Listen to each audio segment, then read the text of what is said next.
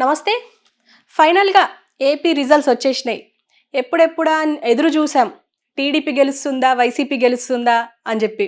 కానీ ఫైనల్‌గా టీడీపీ మొత్తం క్లీన్ స్వీప్ చేసిందని చెప్పుకోవచ్చు.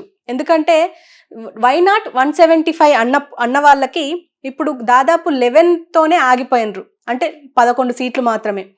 అంటే ఇప్పుడు దీన్ని బట్టి చూస్తే ఇది క్లీన్ స్వీప్ అని తెలుస్తుంది. ఇంకో పక్క 21 సీట్లతో పోటీలోకి వచ్చిన పవన్ కళ్యాణ్ కూడా సెంట్ బై సెంట్ అంటే 100%కి 100% వచ్చినట్టు లెక్క. 21కి 21.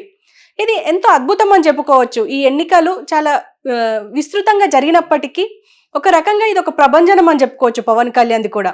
సో ఫైనల్‌గా దీని అంతటి గురించి మనతో మాట్లాడడానికి ప్రముఖ డైరెక్టర్ గీతాకృష్ణ ఉన్నారు. ఆయనతో మాట్లాడదాం. నమస్తే sir. Hi. Hi sir. Sir ఎలా అనిపిస్తుంది ఇప్పుడు? అసలు అనుకోలేదు. మనం ప్రీ పోల్స్ వచ్చినప్పటి నుంచి వెళ్ళి ఎగ్జిట్ పోల్స్ వచ్చినప్పటి నుంచి ఒకటే అనుకున్నాం. అంటే అంతవరకు కూటమి గెలుస్తుంది అనుకుంటే తర్వాత వైసీపీ గెలుస్తుంది అని అనుకున్నాం.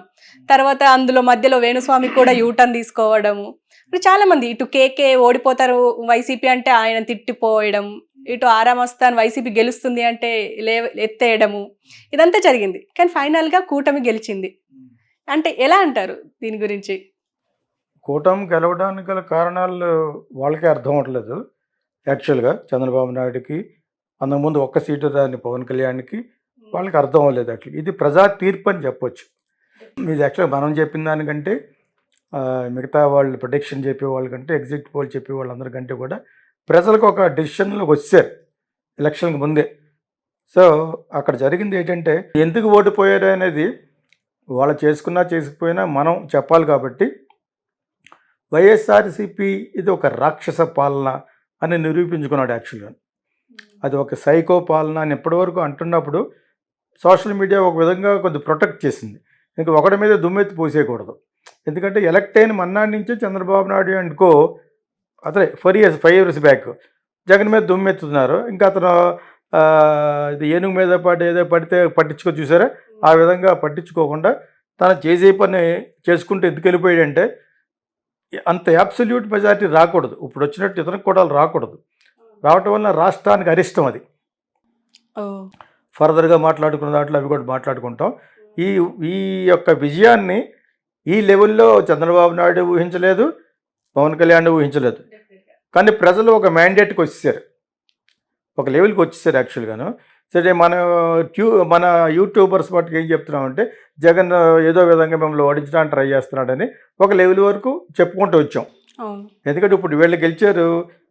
నేను చెప్పేది మిగతా వాళ్ళు దాకా నాకు తెలియదు, కానీ నేనేం చెప్తానంటే ఎప్పుడూ రూలింగ్ పార్టీని మంచి పనులు చేయడానికి సపోర్ట్ చేస్తాం. వాళ్ళు గాడి తప్పి ట్రాక్ తప్పి ఎప్పుడైతే తప్పుతున్నారో సరైన దారిలో పెట్టడానికి ఎగెనిస్ట్గా మాడతాం. ఎవడు ఏ పార్టీ, నేను ఏ పార్టీ కాదు, నేను ప్రజల పార్టీ. ప్రజలకు న్యాయం జరగాలి కాబట్టి ఈ రెడ్ ఛానల్ ద్వారా నేను చెప్పడానికి ప్రయత్నిస్తాను. అంతే తప్పితే వీళ్ళ పార్టీ వాళ్ళ పార్టీ ఇంకొకటి ద్వారా డబ్బులు తీసుకోవాల్సిన గత్యంతరం నాకు లేదు. సినిమా ఫీల్డ్లో అందరికీ తెలుసు, ఆంధ్రదేశంలో తెలుసు, ఇప్పుడు ఎన్ఐఆర్ఎస్ కూడా తెలుసు. వాళ్ళకి కూడా నేను అప్పుడప్పుడు ఏమన్నా మాట్లాడినప్పుడు లెఫ్ట్ రైట్ సెంటర్ ఇచ్చాను. అంచేత ఇది క్యాస్ట్ పాలిటిక్స్లో గెలిచింది. కాపులు సపోర్ట్ చేయడం వల్లనే నెంబర్ 1 కారణం. కాపులు సపోర్ట్ చేయడం వల్లనే వైఎస్ఆర్సీపీ ఓడిపోయింది, టీడీపీ గెలిచింది. అది ఎప్పుడు గుర్తుపెట్టుకోవాలి. టీడీపీ వాళ్ళు Kammas, NRS Kammas and also Lokesh. అర్థమైందా? You must remember. బికాజ్ వాళ్ళకి దేశంలోనే 100% గెలిచిన పార్టీ ఏదంటే that is Pawan Kalyan party. So ఓడిపోవడం గల కారణాలు ఎక్కువ మాట్లాడుతున్నాం కాబట్టి ఇప్పుడు సెకండ్ రీజన్ ఏంటంటే అతను ఎవరి అకౌంట్లో వాళ్ళకి బీసీలకి ఎస్టీలకి డబ్బులు వేసాడు. కాబట్టి మీకు నేను మంచి చేశాను అనుకుంటే నాకు ఓటు అయ్యాడు. నువ్వు మంచి చేయడం ఏంటి? నువ్వు వాళ్ళకి డబ్బులు ఎందుకు వేయాలి అసలు? ఎగ్జాక్ట్లీ, నేను కూడా అదే అడుగుదాం. ఎందుకు డబ్బులు వేయాలి? నువ్వు అదో పరిపాలన. బోర్డు ముండను కూర్చోబెడితే ఆ డబ్బులు వేస్తుంది, బట్టను దక్కుద్ది. అది నువ్వు ఇచ్చేది ఏంటి? అందులోనూ రిజర్వేషన్ ఉండకూడదు, డబ్బులు వేసే పద్ధతి ఉండకూడదు. ఒకవేళ చంద్రబాబు నాయుడు గారు ప్రామిస్ చేసినా కూడా అది బ్రేక్ చేయండి. డబ్బులు ఎందుకు వేస్తారు? సోమరిపోతులు చేయకండి. అదొకటి. బస్సులు ఫ్రీగా లేడీస్కి అవి వద్దు, అవి వర్కౌట్ అవ్వు. చంద్రబాబు నాయుడు గారికి ఆ యూట్యూబ్లో చాలామంది ఇలా చెప్తున్నారు కూడా మా మీద గంటేయండి. వద్దు, ఆ 2 వద్దు. డబ్బులు ఏంటి అసలు? వాలంటీర్ సిస్టమ్ ఏంటి అన్నా అసలు? ఇప్పుడు అన్నాను నేను. మరి మొన్న ఎందుకు అన్నా అంటే మొన్న ఆల్రెడీ జరుగుతున్న దాన్ని ఏది చేసినా అపోజ్ చేస్తున్నావు కాబట్టి ఎవరో మన జగన్ చేసిన పని ఏది చేసినా అపోజ్ చేస్తాం కాబట్టి అక్కడ తాత్కాలికంగా ప్రొటెక్ట్ చేసాం. అంటే ముసలి వాళ్ళకి ఇవ్వండి. ఇప్పుడు కూడా డౌన్ రాడన్ బీపీఎల్ అంటే బిలో పోవర్టీ లెవెల్ ఉన్న వాళ్ళకి I'm telling this to Chandrababu Naidu గారు అండ్ పవన్ కళ్యాణ్. బిలో పావర్టీలు ఉన్న ప్రతి క్యాస్ట్లోనే ఉంటారు, వాళ్ళకి ఇవ్వండి. అంతేగాని బీజేపీతో నేను అక్కడే ఏకీపిస్తాను, నో రిజర్వేషన్స్. కానీ అది రిలీజియన్ చెప్పకండి. అన్ని రిలీజియన్లోనూ ఉన్నారు కదా లేని వాళ్ళు, వాళ్ళకి ఇవ్వండి. కానీ ఒక ముస్లిమ్స్కి లేదు వాళ్ళకి లేదు అనద్దు. అందరూ సమానమే. భేదవాడు అన్న తర్వాత బ్రాహ్మణ్ నుంచి ముస్లిం వరకు, కాపు కొమ్మ రెడ్డి అందరూ రాజు అందరూ సమానమే. వాళ్ళకి ఎడ్యుకేషన్కి ఇవ్వండి, ఉద్యోగాలకు ఇవ్వద్దు. Be clarity. ఊరికనే ఓట్లు కొనుక్కోవడం కోసం ఈసారి మీరు గెలిచింది మీ యొక్క ప్రతిభ కాదు. చంద్రబాబు నాయుడు గారుకి మెయిన్, పవన్ కళ్యాణ్కి వేరే గతి లేక కాపులకి వేశారు. నాకు కాపులే కాదు అందరూ నాకు సమానం అనుకున్నా కూడా వేశారు. కారణాలు చెప్పేస్తాను, వీళ్ళు ఓడిపోవడానికి గల కారణాల్లో కాపులు సొంతం చేసుకుని పవన్ కళ్యాణ్ని మా తరఫున ఎవరో ఒకరు ఉన్నారు, ఇంకెవరు లేరు కదా, చిరంజీవి వాళ్ళే ఉన్నారు. అంటే గ్లామర్ ఉన్నవాళ్ళు. పొలిటికల్గా వాళ్ళు ఏం చేస్తారనేది ఇంతవరకు తెలియదు మనకి, వాళ్ళ యొక్క క్యాపబిలిటీస్ తెలియవు. అయినా కూడా మా తరఫున ఒకటి నిలబడ్డాడు, అతను ఎంత కాదనుకున్నా వేసేద్దామని మొత్తం గుద్దేశారు. అతను గుద్దేశారు కాబట్టి ప్రతిపక్ష పార్టీలు అందరూ కలిసి జగన్ను ఓడించాలనుకునే నినాదంతో చంద్రబాబు నాయుడు వేశారు. You must remember because of Kapus leader అనుకోవాలి. ఇప్పుడు ఇంకా పవన్ కళ్యాణ్ మీకుతో కలిసి అతను ఆట నడిపించాడు కాబట్టి అతను వల్ల మీరు గెలిచారు. అర్థమైందా? ఆ విధంగానే మాట్లాడాలి. సో దాని గురించి ఇంకా రకరకాల టాపిక్స్లో ఏ సందర్భాల్లో వాళ్ళు ఆల్రెడీ బికాజ్ ఈ డేంజర్ ఒకటి ఉంది చంద్రబాబు నాయుడు టీడీపీ తోటి, కమ్మాస్ తోటి. వాళ్ళతో గెలిచినా కూడా ఇప్పుడు 100% వచ్చింది కాబట్టి సరిపోయింది. లేకపోతే మా అంతటా మేమే గెలిచాం అంటారన్నమాట. అంటాం కదా, వాళ్ళ యొక్క బుద్ధి అటువంటిది. So be careful. అది కేర్ఫుల్గా ఉండాలి. సో అందుకనే అతను ఎక్కువ సీట్లు అడిగి ఉండవలసి, ఒక 50-55 కానీ 45 గెలిచి ఉండేవాడు. అప్పుడు ఎవరి మీద ఆధారపడక్కర్లేదు.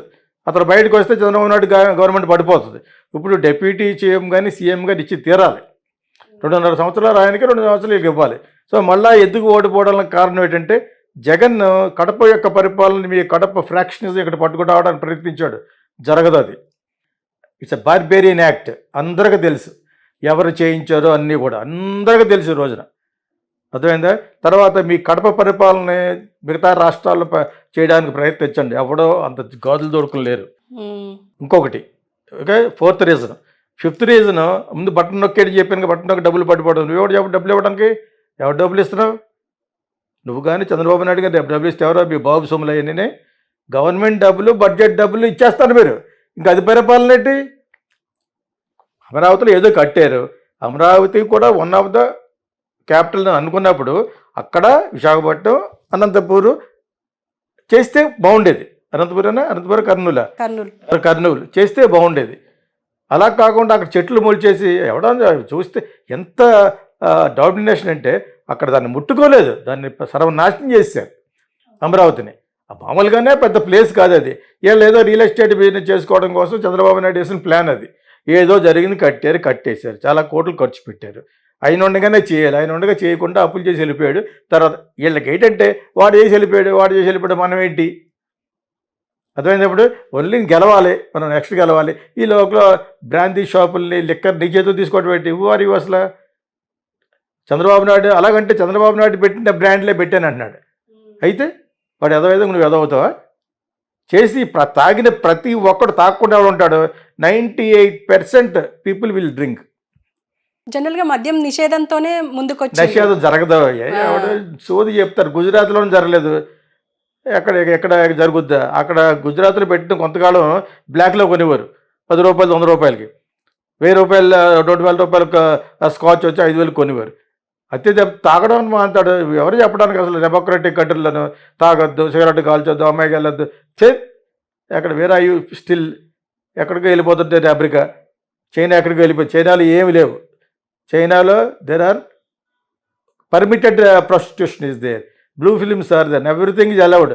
నువ్వు డబ్బులు కట్టు ట్యాక్స్ గవర్నమెంట్కి. అందుకని అంత డెవలప్ అయింది. నేను చైనాతో ఎందుకు కంపేర్ చేస్తానంటే ఆ లెవెల్కి వెళ్ళడానికి మనకి ఇంకా 20-25 సంవత్సరాలు పడుతుంది ఇక్కడున్న యాటిట్యూడ్ తోటి, ఇంక్లూడింగ్ మోడీ గారు. ఓట్ల కోసమే ఎప్పుడు చూసినా మాట్లాడడం తప్పితే సేమ్ థింగ్ ఇప్పుడు అందరూ లోకు అయిపోయింది. బికాజ్ ఇన్ని సీట్లు రాకూడదు. తెలుగుదేశానికి కానీ జనసేనకి కానీ సీట్లు రావడం వల్ల ప్రజలకు దెబ్బ. దానికి అవకాశం ఇచ్చాడు ఎవడో ఇతనే. వాళ్ళన్నా సైకో ఇందులో తెలిసిపోతుంది. ఇప్పుడు నేను కూడా సైకోని ఎందుకు అనుకుంటా అంటే, నీ కడప యొక్క ఫ్రాక్షనిస్ట్ పరిపాలన ఇక్కడ చేస్తే ఊరుకుంటారా? వీరెవరా మూలాలుగా ఏడిచారు. Don't do that ever. ఇక నువ్వు లెగలేవు, ఇంకా ఆ పార్టీ క్లోజ్ చేసుకోవాలి ఇంకా.